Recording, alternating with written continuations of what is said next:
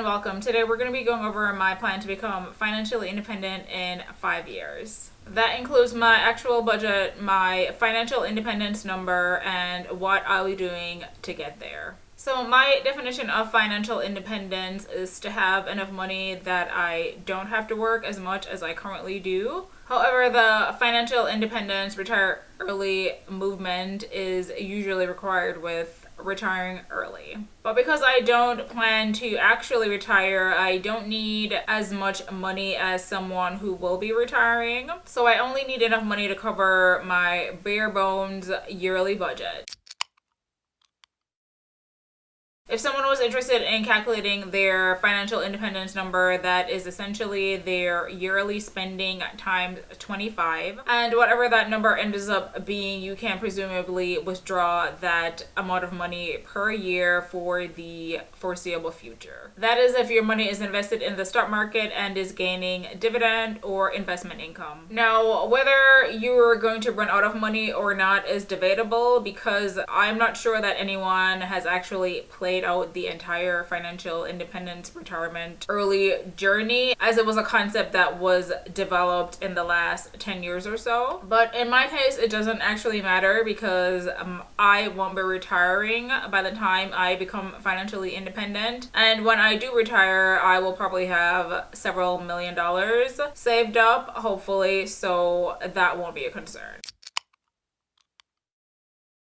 So my actual budget for financial independence is different from my regular budgets. If you're interested in seeing my regular budgets, then you can check out the playlist. My current budget isn't designed for living minimally because I am making income, so I allow myself to spend more money. However, if I were to not work or work less hours, then I would have to cut my budget down to my financial independence number yearly budget. And that is what we're gonna go over now. So my first yearly expense is housing, and that works out to be $4,200. That includes my homeowners association fees, property taxes, utilities, and insurance. I own my home and I don't have any debt, so obviously my housing is much lower than most people's. If you yourself are trying to become financially independent, most people in the community would recommend that you find lower cost housing or do house hacking or something to that regard, because the lower you can get your housing costs, the less money that you need to actually reach financial independence or to actually retire. My next expense will be the gym, and obviously the gym is optional, it's not required, but because I would still want to maintain some semblance of my normal life, I would probably still keep a gym membership. That works out to be around $900 for the year. Next up is electricity, which is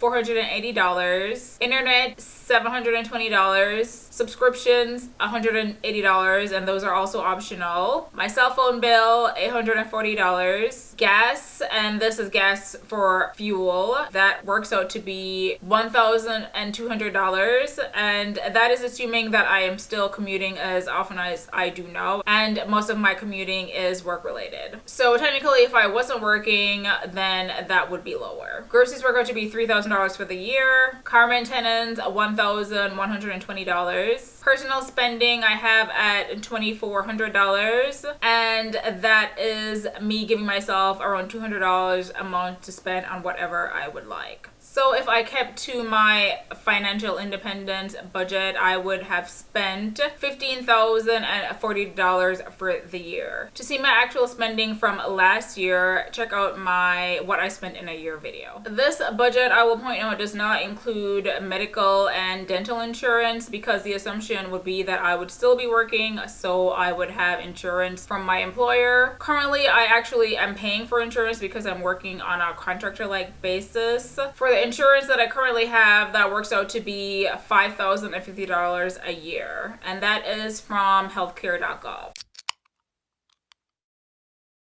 So based on my anticipated yearly budget, my financial independence number is $376,000. However, because I know myself and I usually spend more money than I anticipate, I would prefer to have a financial independence number of $500,000, so $500,000. That would allow me to spend $20,000 per year, which is around $5,000 more than what my yearly budget is.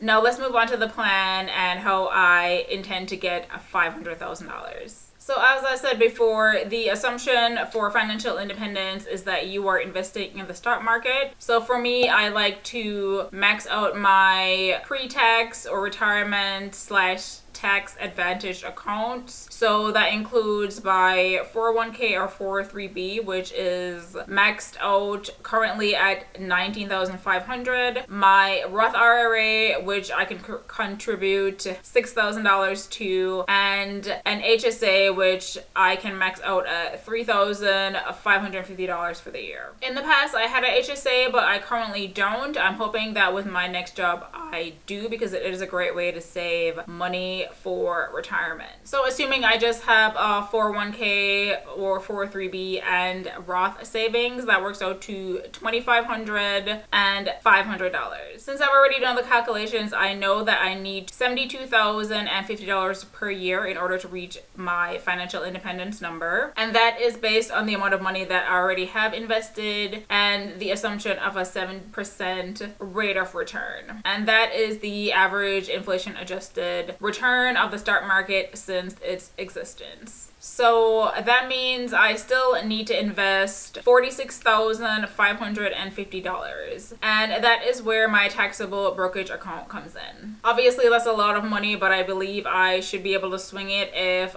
all goes well. However, if it takes me more than 5 years to achieve financial independence, I would not necessarily be bothered by it because, like I said, I don't actually plan to retire, but I do like to have the option to, as well as having the security of having a sizable amount of money in investments. How far away are you from your FIRE goals? Let me know in the comments below. Be sure to subscribe for my 1-year financial independence journey update. And if you like this video, click the like button. Thank you, and I'll see you in the next video.